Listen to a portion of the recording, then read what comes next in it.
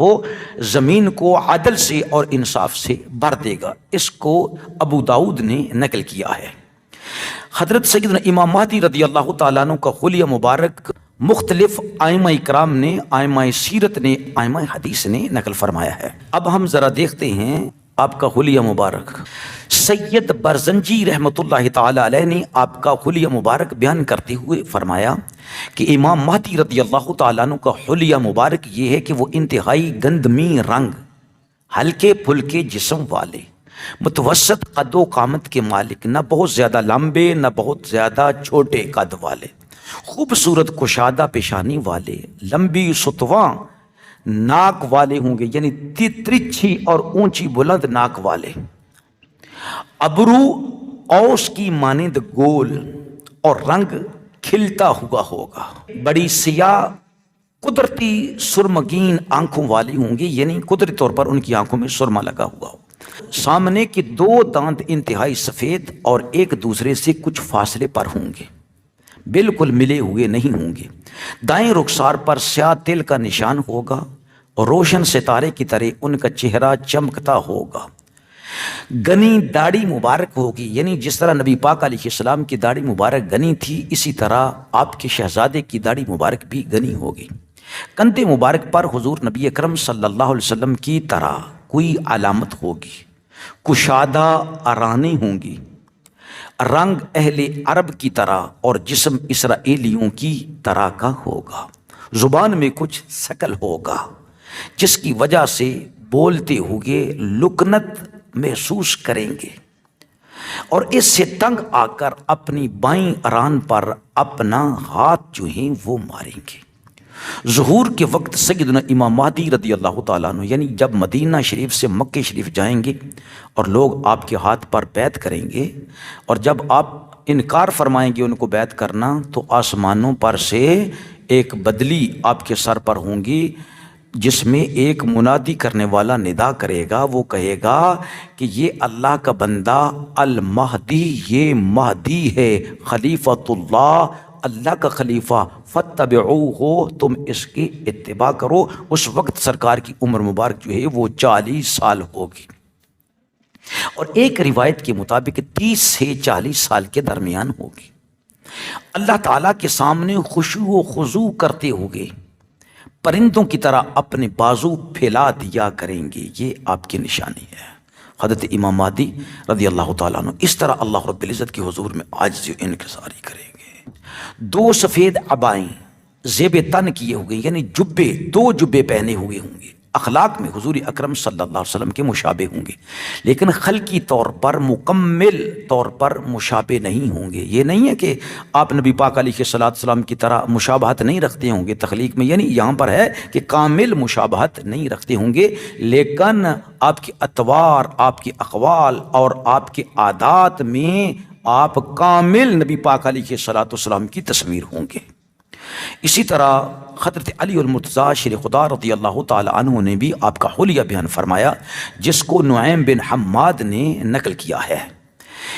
حضرت علی المرتضیٰ شیر خدا رضی اللہ تعالی عنہ فرماتی ہیں کہ امام مہدی کی داڑھی گھنی ہوگی، بڑی سیاہ آنکھوں والے ہوں گے، اگلے دو دانت انتہائی سفید ہوں گے، چہرے پر تل کا نشان ہوگا، لمبی ستوان ناک والے ہوں گے، کندھے پر حضور اکرم صلی اللہ علیہ وسلم کی علامت ہوگی،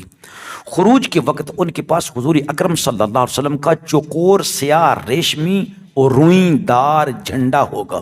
جس میں ایسی روحانی بندش ہوگی کہ جس کی وجہ سے وہ حضور اکرم صلی اللہ علیہ وسلم کی وفات سے لے کر ظہور مہدی سے قبل کبھی کسی نے نہیں پھیلایا ہوگا، نہ کسی سے ایسا کیا جا سکتا ہوگا۔ اللہ تعالیٰ 3000 فرشتوں کے ذریعے ان کی مدد فرمائیں گے جو ان کے مخالفین کے چہروں اور کلہوں پر مارتے ہوں گے۔ ظہور کے وقت ان کی عمر مبارک جو ہے وہ 30 سے 40 سال کے درمیان ہوگی۔ یہ ہے کتاب الفتن صفحہ نمبر 260۔ تو میرے عزیز دوستو، اسی طرح یہ روایت میں آیا کہ حضرت سیدنا امام مہدی رضی اللہ تعالی عنہ کی داڑھی مبارک جو کیسی ہوگی، گھنی ہوگی۔ تو جو داڑھی منڈا ہے نا، وہ تو کبھی سوچ بھی نہیں سکتا انسان کہ وہ ظالم جو داڑھی کو منڈواتا ہے، کبیرہ گناہ کا مرتکب ہوتا ہے، ارتکاب کرتا ہے، وہ کہے جی کل کو میں جو ہے نا وہ داڑھی رکھ لوں گا یا میرے سر پر عمامہ آ جائے گا، نہیں نہیں، یہ کیسے ہو سکتا ہے؟ کیونکہ داڑھی منڈوانا فسق ہے، فجور ہے، اور ایسا کرنے والا فاسق و فاجر اور معلن ہے، اور اللہ رب العزت کی فطرت کو بدلنے والا ہے۔ اور فطرت کیا ہے؟ وہ فطرت ہے جس پر اللہ تعالیٰ نے انسانوں کو پیدا فرمایا ہے، اس کو نہ بدلنا قرآن کہتا ہے یہی دین قیم ہے۔ اور نبی اکرم صلی اللہ علیہ وسلم نے ارشاد فرمایا، جس کو امام مسلم نے نقل کیا، کہ سرکار نے فرمایا عاشر من الفطرت، 10 چیزیں جو ہیں یہ فطرت سے ہیں، یعنی اللہ رب العزت نے روز ازل سے ہی انسانوں کے لیے انبیاء کی سنت قرار دیا ہے۔ وہ کیا ہے؟ وہ ہے قص الشارب، اپنی مونچھوں کو بالکل منڈوا دینا، وَإِثَارُ اللِّحْيَةِ، اور اپنی داڑھی مبارک کو بڑھانا مومن کے لیے، وَالسِّوَاكُ، اور مسواک کرنا، وَاسْتِنْشَاقُ الْمَاءِ، اور پانی کے ساتھ اپنے ناک کو صاف کرنا، وَقَصُّ الْأَظْفَارِ، اپنے ناخنوں کو کاٹنا، یعنی جو اضافی ناخن ان کو کاٹنا،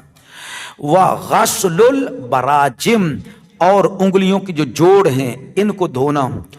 وَنَتْفُ الْإِبْطِ، اور بغل کے نیچے جو بال ہیں ان کو اکھاڑنا، وَحَلْقُ الْعَانَةِ، اور جو زیر ناف شرمگاہوں پر بال ہیں ان کو ختم کرنا، ان کو مونڈنا، وَإِنْتِقَاصُ الْمَاءِ، اور پانی سے استنجا کرنا۔ اور 10ویں چیز جو حضرت موصب رحمۃ اللہ تعالی علیہ فرماتے ہیں